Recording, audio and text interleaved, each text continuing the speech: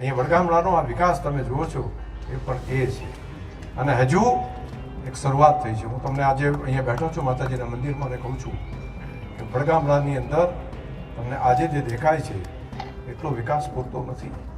અહીંયા હજુ એટલા મોટા પ્રમાણમાં થશે કે આજે ફોટા પાડવા તો તમે પાડી લેજો. એકદમ તમને ગણતરીના સમયની અંદર એ બધું બદલાયેલું દેખાશે. આજના ફોટા પાડી લેજો, થોડા સમય પછી તમને અહીંયા એવો વિકાસ જોવા મળશે જે તમે વિચાર્યું પણ નહીં હોય. ખાસ કરી અને રોડ રસ્તા બનાવતા અધિકારીઓને પણ ટકોર કરવામાં આવી છે અને આ તમામ બાબતે ટકોર કરી છે વિધાનસભાના અધ્યક્ષ શંકર ચૌધરીએ. શું છે સમગ્ર મામલો એની વિગતે ચર્ચા કરીશું. નમસ્કાર, હું છું ઉજ્જવલ અને આપ જોઈ રહ્યા છો નિર્ભય ન્યૂઝ. બનાસકાંઠા અને તેના આજુબાજુના વિસ્તારમાં વિકાસને લઈને સતત ચર્ચાઓ થતી હોય છે, પરંતુ આ તમામ ચર્ચાઓની વચ્ચે આપણે જોયું છે કે અનેકવાર લોકો દ્વારા અનેક સમસ્યાઓને લઈને રજૂઆતો પણ કરવામાં આવતી હોય છે. ખાસ કરીને રોડ રસ્તા બનાવવામાં તો આવતા હોય છે, પરંતુ એ રોડ રસ્તા તૂટી પણ જતા હોય છે. આ તમામ ચર્ચાઓની વચ્ચે હવે વિધાનસભાના અધ્યક્ષ શંકર ચૌધરી મેદાને આવ્યા છે અને શંકર ચૌધરી દ્વારા કહી દેવામાં આવ્યું છે, અધિકારીઓને પણ કહી દેવામાં આવ્યું છે કે રોડ રસ્તા બનાવો તો એવા બનાવજો કે પછી રોડ રસ્તા તૂટે નહીં, કારણ કે મારે પણ આ રસ્તા પરથી આવવા જવાનું થતું હોય છે. અને ખાસ કરીને લોકોને પણ કહી દેવામાં આવ્યું કે આજે જે વિરોધીઓ છે એમને જવાબ આપતા કહેવામાં આવ્યું છે કે આજના ફોટા પાડી લેજો અને પછી જોજો કે તમને કેવો વિકાસ જોવા મળે છે. આ તમામ ચર્ચાઓની વચ્ચે શંકર ચૌધરી દ્વારા શું કહેવામાં આવ્યું એ પણ સાંભળી લઈએ. અહીંયા વડગામડા છે, પડાદર છે, મારે અહીંયા હેડવાનું છે હો. એટલે રોડ જરા એ રીતનો બને કે લાંબા સમય સુધી બધા લોકો એને જોઈને પોઝિટિવ યાદ કરે. નહીંતર યાદ તો ઘણી વખત કરતા હોય છે, પણ આપણને સારી રીતે યાદ કરે એ રીતનો રોડ બનાવવો એવી તમારી પાસે અપેક્ષા પણ રાખું છું અને મને ભરોસો છે કે તમે એ પ્રમાણનું કામ કરશો. બાકી પણ રોડ રસ્તામાં જે શું છે, કવિને ઢોળા લાવવા છે બાકીના બધા જે કામો છે આપણા, એ આપણા ટીડીઓશ્રીએ ગણાયા, શિવરામભાઈ ગણાવતા હતા.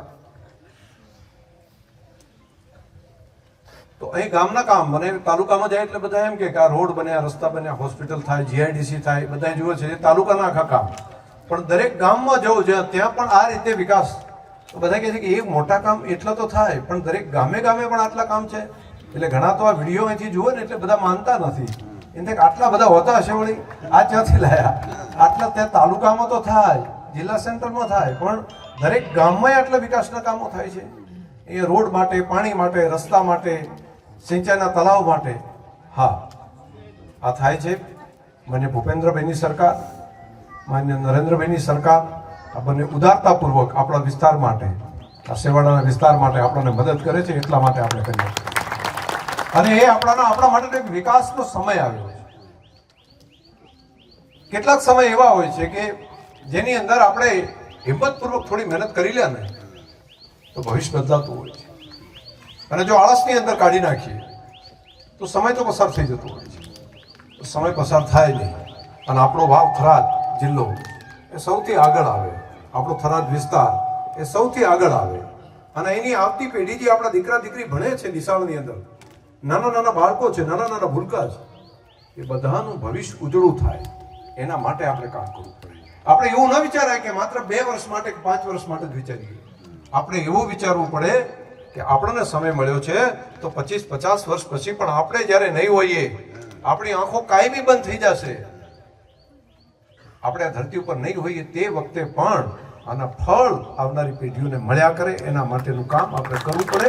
એ કામ આપણે કરવું પડે અને સમજણ સાથે કામ કરવું છે કે સમય આપણને જ્યારે મળે છે એ ટાઈમે આપણે કંઈક એવું કરતા જઈએ કે આવનારી પેઢીઓને પણ એનો ફાયદો થાય.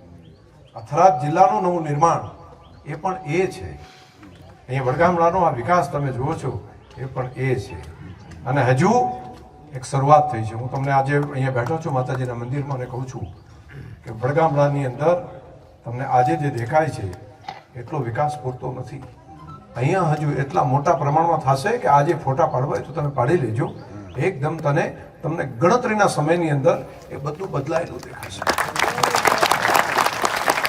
તમને એ બદલાયેલું દેખાશે કે અહીંયા શિક્ષણના એવા સંકુલો હશે અહીંયા આપણી નવી પેઢી છે, તો કૃષિ માટેનું સેન્ટર તો થાય. કૃષિ એન્જિનિયરિંગ માટેનું કામ કરવું સૌથી મોટી જરૂરિયાત છે. તો કૃષિ એન્જિનિયરિંગ એટલે શું તમને બધાને કહું. કૃષિ એન્જિનિયરિંગ એક એવો વિષય છે કે આપણે પહેલા ગાડાથી ચલાવતા, ગાડાથી પછી ટ્રેક્ટર સુધી આપણે પહોંચ્યા, અને ટ્રેક્ટરથી આપણે રોટાવેટરથી બાકી હોય કે આપણે કલ્ટીથી કરીને બાકી વાવણી કરતા થયા. પરંતુ દુનિયાની અંદર એનું એન્જિનિયરિંગ એટલી હદે આગળ વધ્યું છે કે આપણે હજુ વિચારી નથી શકતા એટલું આગળ વધી ગયા છે દુનિયા. તો એમાં ઇનોવેશન કરવાનું કામ ક્યાંથી થાય? તો એનું કામ કરવાનું કામ કૃષિ એન્જિનિયરિંગ વિભાગ કરે. અને કૃષિ એન્જિનિયરિંગ માટેની કોલેજો એ જે દેશોમાં વધારે છે ત્યાં ખેડૂતને તકલીફ, માણસને મહેનત કરવાની જગ્યાએ મશીન કામ કરતું થયું છે. અને મશીન કામ કરતું થાય અને એના માટેનું ઇનોવેશન ધરતીમાં ખેડૂત પાસે જાય, એના એન્જિનિયરો જાય, એના પ્રોફેસરો જાય, અને ત્યાં જઈને ખેડૂતને વાત કરે, એ જેને બતાવે કે હું આ કામ તો કરું છું પણ મારું આ ખડ નથી નીકળતું, આ ખડ મારે નીંદવું પડે છે. એન્જિનિયર એમાં કામ કરે, એમાંથી એનું મશીન ડેવલપ કરે. એને લાગે કે હું આ કામ કરું છું, દાડમ મારે જાતે વીણવા પડે છે, મારે એને દવા છોટવાની આ પદ્ધતિ છે, તમે મને આ કામ કરી આપો. અને એના ઉપર એન્જિનિયરિંગ કામ કરે અને એનું ઇનોવેશન કરે. આવી એક પદ્ધતિ લગભગ 500 કરોડના ખર્ચે આપણા થરાદના આંગણે હું કરી રહ્યો છું, કે જે 1-2 વર્ષ માટે નહીં, આવનારા વર્ષો સુધી જેમણે આપણી પેઢીઓ જે બાકીની ખેતી કરતી હોય તો એને પણ એ દુઃખ દૂર થાય અને એની વ્યવસ્થા થાય. મેં હમણાં એક વાત કરી કે બળદ બધાએ કાઢી નાખ્યા, શું કામ? તો બધાને લાગ્યું કે બળદથી તો ખેતી શરૂ કરવી. એમાં પ્રશ્ન હતા કે બળદ નુકસાન નતો કરતો, બળદ તો ખાતરે આપતો હતો, એ ખાતો હતો ને એટલું તો ખાતર ખેતરમાં આપતો હતો. પરંતુ આપણને લાગ્યું 2-3 પ્રશ્નો એમાં આવી ગયા, ખેડૂતે કાઢી નાખ્યા. એમાંનો એક પ્રશ્ન એ આવ્યો કે ખેડૂતને વાવવા માટે ભેગું હેડવું પડે, એટલે એને સાથે સાથે વાવણીઓ કરે તો ચીડે હેડવું પડે, વિખેડા હોય તો એને પાછળ હેડવું પડે. તો હેડવા વાળો પ્રશ્ન થતો હતો. અને બીજું ઝડપી નહોતું થતું. બીજું બધા મશીનો હતા, એના જે વાવણીયા હતા, બાકીનું બધું હતું, ખૂબ અઘરું હતું. એટલે એને લોડ પણ વધારે પડતો. હળ લઈને બેઠા હોય તો હોળ હેડે પણ બળદ માંડ નીકળે એવી સ્થિતિ થતી. વાવણીયાની જે પરિસ્થિતિ હતી એ પણ એવી હેવી હતી કે એક માપનો 5 કે 6 દાંતાથી વધારે લાંબો વાવણીઓ નહોતો કરી શકાતો. પરંતુ એમાં ઇનોવેશન કરે તો કેવડું મોટું પરિણામ આવે. એટલે જેહાડા કરતા, જેહાડો શું કહેવાય? જેહાડું કહેતો શું? તો અમુક જયારે ગાડું ના હોય તો એને જેહાડા ઉપર નાખીને લઈ જાય. તો આપણને એમાં એમ લાગતું કે 2 જેહાડા હોય, 2 પેલા છે ને અડતા જાય, ગહેડાતા જાય. પણ આપણને એ વિષય ના આવ્યો કે જેહાડાનું જે નીચેનું જે ફાડ્યું હોય ત્યાં બેરિંગ ગોઠવી દે. તો આપણે એને ગહેડી જાય એના કરતા બેરિંગ ચાલતી હોય તો આખો વજન એનો જતો રહે. દુનિયાએ આવા ઇનોવેશન કરે, આવા નાના ઇનોવેશન કરે. ટાયર બનાવવાની પદ્ધતિ આવી તો એમાં બેરિંગ કઈ રીતની કરવી એની વ્યવસ્થા કરી.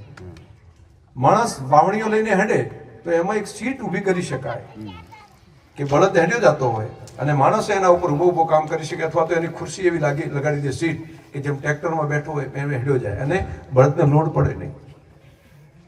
આવા અનેક ઇનોવેશન. આ તો મેં ખાતરી હાર્વેસ્ટિંગની વાત કરી, આવા વાવેતરના કામ, આવા અનેક પ્રકારના ઇનોવેશનના વાઢવાનું કામ હોય, એના બાકીના ગ્રેડિંગ કરવાનું કામ હોય, એમાં પેકિંગ કરવાનું કામ હોય. આ બધા કામો એન્જિનિયરિંગની અંદર થશે. અને એવી એન્જિનિયરિંગની કોલેજ ગુજરાતમાં જે આજે મંજૂર કરી એ આપણા થરાદના આંગણે કરી છે. આ વાત હું તમને સમજાવી દઉં. અને એ આપણા આટલામાં થશે, આટલા નજીકમાં ઢોકળામાં જ થશે. બીજું એક, આવતીકાલ ગુજરાતની અંદર કોમનવેલ્થ આવે છે અને ભવિષ્યની અંદર ઓલિમ્પિક્સ આવવાની છે. અહીંયા હું જોઉં છું આપણા દીકરા દીકરીઓ, એમની શરીર જોઉં છું, એમનો બાંધો જોઉં છું. બીજી જગ્યા કરતા એની શરીર મજબૂત છે, એના બાંધા મજબૂત છે લોકોના. તો એ જો સ્પોર્ટની દુનિયામાં જાય તો કેવડી મોટી ક્રાંતિ થઈ શકે. પણ એ કોચની વ્યવસ્થા ક્યાંથી કરવી, એના મેદાનની વ્યવસ્થા ક્યાંથી કરવી, એને જરૂરી હોય એ પ્રમાણના સેન્ટર કઈ રીતે બનાવવા, અને કરોડોનો ખર્ચો કરે કોણ? તો કરોડપતિ લોકો હોય એના જ દીકરાઓ, અથવા તો જે શહેરની નજીક હોય એવા જ લોકો કે સ્પોર્ટની અંદર જાય છે અને દુનિયાની અંદર મેડલ એ લોકો મેળવે છે. જેની અંદર ચાઇના કેટલા મેળવે છે, જાપાન કેટલા મેળવે છે, અમેરિકા કેટલા મેળવે છે. આપણું ભારત આ વખતે સારા મેડલ મેળવ્યા છે. પરંતુ એમાં આપણો ભાગ ક્યાં? આપણા ગુજરાતનો ભાગ ક્યાં? અને ગુજરાતમાં કોણ મહેનત કરે, ગુજરાતમાં કોણ વધશે? તો મને સ્ટેન્ડ દેખાય છે આપણા વાવ થરાદ વિસ્તારની આ બનાસકાંઠાની ધરતી ઉપર આ યુવાનોની અંદર. અને મને લાગે છે કે જો આની સુવિધા જો એના યુવાનોને આપણે આપીએ, એને ખોરાકની ચિંતા કરવી પડે, યોગ્ય ખોરાક આપવો પડે, સમયસર એનું હેલ્થ ચેકઅપ થવું પડે, અને એને યોગ્ય કોચ મળવા પડે, અને યોગ્ય મેદાનો મળવા પડે. આ બધું જો મળી જાય તો આપણા દીકરા અને દીકરીઓ પણ મેડલો મેળવી શકે, દુનિયાની અંદર નામ કરી શકે. અને એના માટે એક સ્પોર્ટ માટેનું સેન્ટર આપણા થરાદના આંગણે આપણે મંજૂર કરાવ્યું છે. બસ અહીં નજીકમાં જ ચાલુ થઈ જશે અને વડગામડાની ભૂમિકા એમાં સૌથી મોટી આવશે. અને આ કામ થાય એટલે આખો જિલ્લો ધબકતો થાય એક સ્પોર્ટની દુનિયામાં. અને નજીકના સમયમાં આપણને આ મળી રહ્યું છે કોમનવેલ્થ, અને કોમનવેલ્થ પૂરી થાય એટલે ઓલિમ્પિક્સની પણ શરૂઆત, ઓલિમ્પિક્સ પણ કદાચ હિન્દુસ્તાનની અંદર આવી શકે. અને એ ટાઈમે આવડી મોટી તક આવે છે તો એ તક પહેલા તૈયારી તો કોઈએ કરવી પડે ને. તો તક પહેલા તૈયારી કરવાનું કામ બાકી જગ્યાએ કોઈ કરે કે ના કરે, પરંતુ આપણા થરાદના આગળ આપણે ચાલુ કર્યું છે કે આપણે આપણી નવી પેઢીને તૈયાર કરીએ, જેથી 10 વર્ષ પછી, 20 વર્ષ પછી, અને આ કામ 10-20 વર્ષ પછી નહીં, 100 સુધી ચાલવાનું છે. આ કામ કરવું છે. એટલે હું તમને આજે તમને બધાને આ બડા બેઠા છો એટલે તમને લાગે કે શંકરભાઈ તારું તું શું વિચારે છે, તું શું કામ કરે છે. હું આવા લાંબા ગાળાનું કામ આ રીતનું વિચારું છું. જે આપણા સંતાનો નાના નાના દીકરા કે દીકરી સ્કૂલમાં ભણે છે, પ્રાથમિકમાં છે, હાઈસ્કૂલમાં છે, કોલેજમાં છે, એ બધા આગળ કઈ રીતે વધી શકે. પરમાત્માએ મને જે બુદ્ધિ શક્તિ આલી છે એનો ઉપયોગ આપણા વિસ્તાર માટે કરું છું, દરેકનું કલ્યાણ થાય એના માટે કરું છું, દરેકનું ભલું થાય એના માટે કરું છું. અને એનો મને સંતોષ થાય છે. અહીંયા ધ્વજવંદનના કાર્યક્રમો તો થતા, પરંતુ તમે જોતા હશો બદલાયેલા હશે. અહીંયા ઝંડો આપણો થરાદમાં લહેરાતો હોય કે આપણા રાહમાં લહેરાતો હોય, પરંતુ અલગ હશે. દેશભક્તિનો જન જન સુધી પહોંચાડવાની વ્યવસ્થા કરવી પડે. દેશભક્તિ માત્ર સ્કૂલો અને અધિકારીઓ પૂરતી ના રહેવી જોઈએ, એમાં પ્રજાનું પાર્ટિસિપેટ થવું પડે, પ્રજા એમાં જોડાવી જોઈએ, યુવાનો જોડાવા જોઈએ. અને નવી પેઢીને દેશ પ્રત્યેનો પ્રેમ, દેશ પ્રત્યેની લાગણી, એ તિરંગો માત્ર હાથમાં હોય એવું નહીં, એના દિલમાં પણ તિરંગો દેખાવો જોઈએ કે આ મારો રાષ્ટ્ર છે, મારો દેશ છે, હું મારા દેશ માટે જીવીશ. આ ભાવ નિર્માણ થવો પડે. આ કામ પણ આપણે ભેગા સાથે સાથે કરવું પડે. આ બધા કામોને હાથ ઉપર લીધા છે, ઘણા કામ કર્યા છે, હજુ ઘણા કરવાના બાકી છે. અહીંથી મલુપર પણ બિલકુલ નજીક જ છે સીધું, ખાલી ગેપ છે થોડો રોડ પહોળો કરવાનો, અને એટલું થઈ જાય એટલે તમારે કલેક્ટર ઓફિસ એકદમ નજીક, આમ સીધી થઈ જાય. અને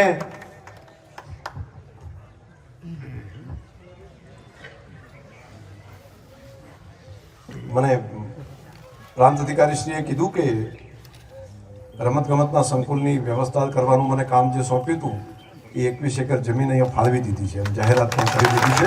એટલે એ પણ અત્યારે વાત કરીએ, પણ આ મથ્યા કરું છું વગર કીધે, અને એની જાણે નથી. એટલે હું ઘણી વખત પછી જાણ નથી કરતો ને એટલે બધા પાછા સમજતા નથી.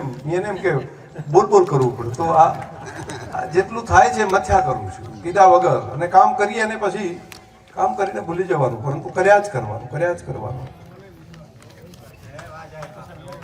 એક બીજું કામ જે મોટું અહીંયા, હા એ વાત સાચી, એમપી સાહેબ કહે છે કે મારા ધણીઓ ભૂલી જાઓ છો તમે, એ વાત સાચી છે એમની વાત સાચી છે કે તમને યાદ કરાવવું પડે, એ વાત સાચી છે.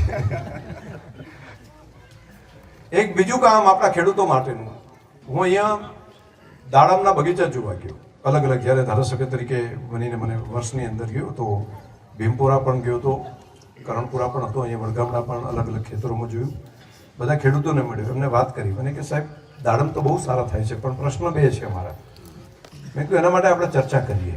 મેં પ્રાઇમરી સમજ્યો. હું સમજ્યા પછી મને લાગ્યું કે કેટલીક બાબતો મારા હાથમાંથી ઉપરની હતી, જેની સમજ મારી પાસે નથી. એટલે નાસિકથી અને બહારથી બે અલગ અલગ યુનિવર્સિટીના વૈજ્ઞાનિકોને બોલાવ્યા, અને આપણે મળ્યા હતા. કોને ત્યાં અશ્વિનબેન ત્યાં કદાચ ભીમપુરા, ત્યાં બધાને ભેગા કર્યા, અને ત્યાં જઈને જે દાડમનું કામ કરે એવા ખેડૂતોને મળ્યા. મેં કીધું આજે શાંતિથી ચર્ચા આપણે કરા, ખરેખર પ્રશ્ન શું છે. એમાંથી એક પ્રશ્ન આવ્યો કે સાહેબ સિઝન નક્કી નથી કરી શકાતી, વરસાદનું થોડું ચક્ર છે, આગા પાછું છે, એટલે ક્યારેક વરસાદ વહેલો આવે મોડો આવે ખબર નથી પડતી, અને એના કારણે ફૂલ બેસાડીએ અને એક ટાઈમે પ્રશ્ન થાય. બીજું, કેટલીક સિઝનમાં ભાવ વધારે હોય છે, કેટલીક સિઝનમાં ભાવ બિલકુલ ડાઉન થઈ જાય છે.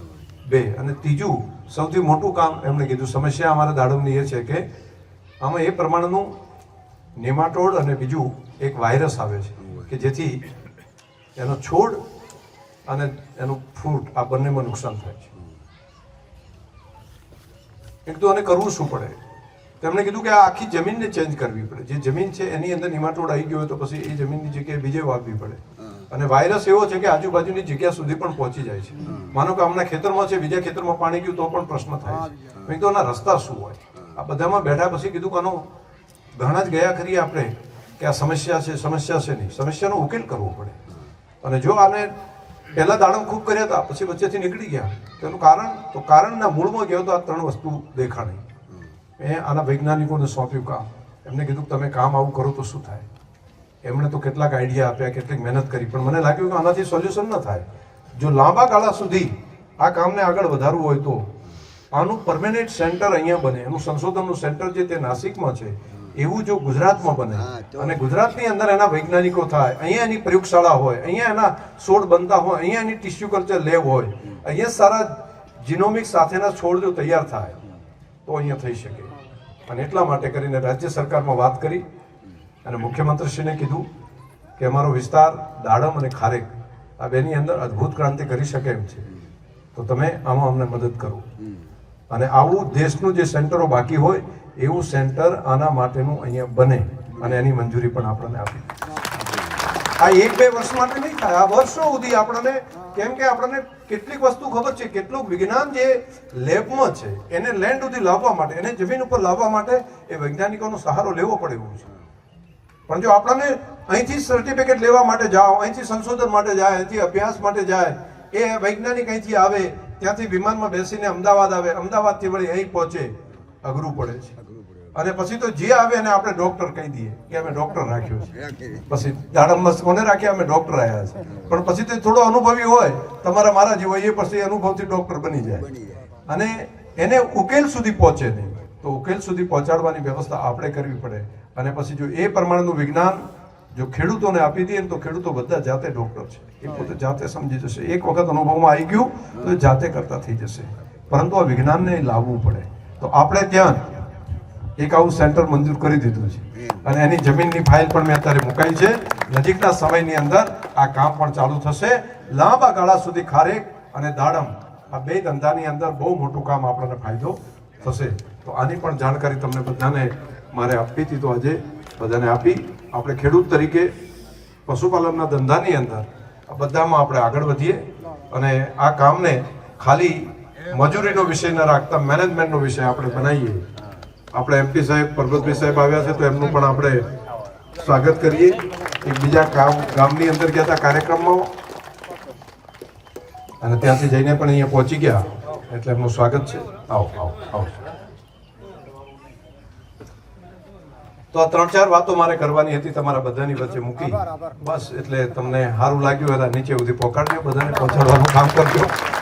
તમારો પ્રેમ ને લાગણી છે એના કારણે કરીને હજુ વધારે કામ કરવા માટેની એક તક મળે. એક બહેનો માટે એક કામ લઈને આવ્યો છું. એક નાના ગ્રુપ બનાવીને એના માટે એક યોજના બનાવી છે એમણે, સેલ્ફ હેલ્પ ગ્રુપ.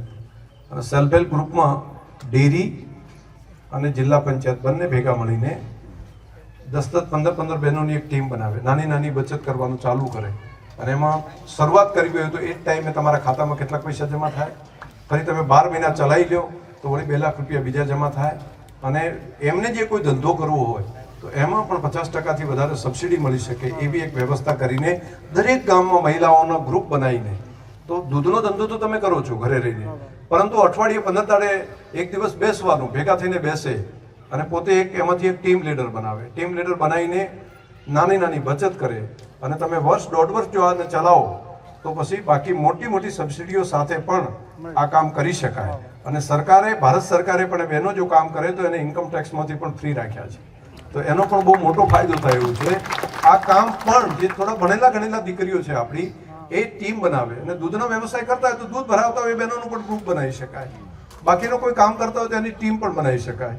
અને આ કામને એક મોટા પ્રમાણમાં આપણા વિસ્તારમાં લઈને તો જેમ ખેતીની આવક એમ દૂધની આવક, એવું જ આ બહેનો પોતે ત્રીજી આવક એક નવી પોતાના ઘરે રહીને કામ કરી શકે. દાખલા તરીકે હમણાં એક કામ મશરૂમ તૈયાર કરવાનું હોય છે. મશરૂમ એક નાના ઓરડામાં થાય છે, 10x10ની એક નાનકડી ઓરડી. મેં હમણાં આઈ હબ કરીને ઇન્સ્ટિટ્યૂટ છે એમાં ગયો અને કેટલાક સ્ટાર્ટઅપ વાળાને મળ્યો. એમણે તૈયાર કરીને મને આપ્યું એના સાયન્ટિસ્ટોએ કે સાહેબ આ કામ ને થઈ શકે, જોવે કેટલી જગ્યા, તો એક નાનો રૂમ 10 બાય 10નો કે 20 બાય 20નું એક નાનું આપણું ઢાળિયું હોય, પેક કરી દેવાનું, એક એડજસ્ટ ફેન બહાર મૂકવાનું, અને ઉપર નાના જે આપણે ભેંસોને નથી ગરમીમાં રાખતા ફુવારા, એવા ફુવારા રાખવાના.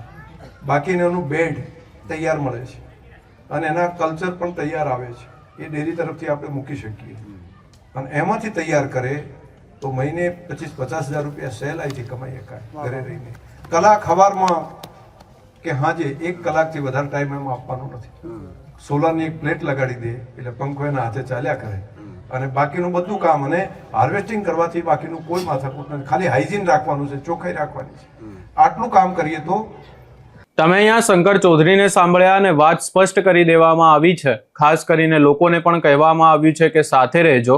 આ સમગ્ર બાબતે તમારો શું અભિપ્રાય છે એ અમને કમેન્ટ કરી જરૂર જણાવશો, ને અમારી ચેનલ નિર્ભય ન્યૂઝને લાઇક, શેર, સબસ્ક્રાઇબ કરવાનું ભૂલશો નહીં.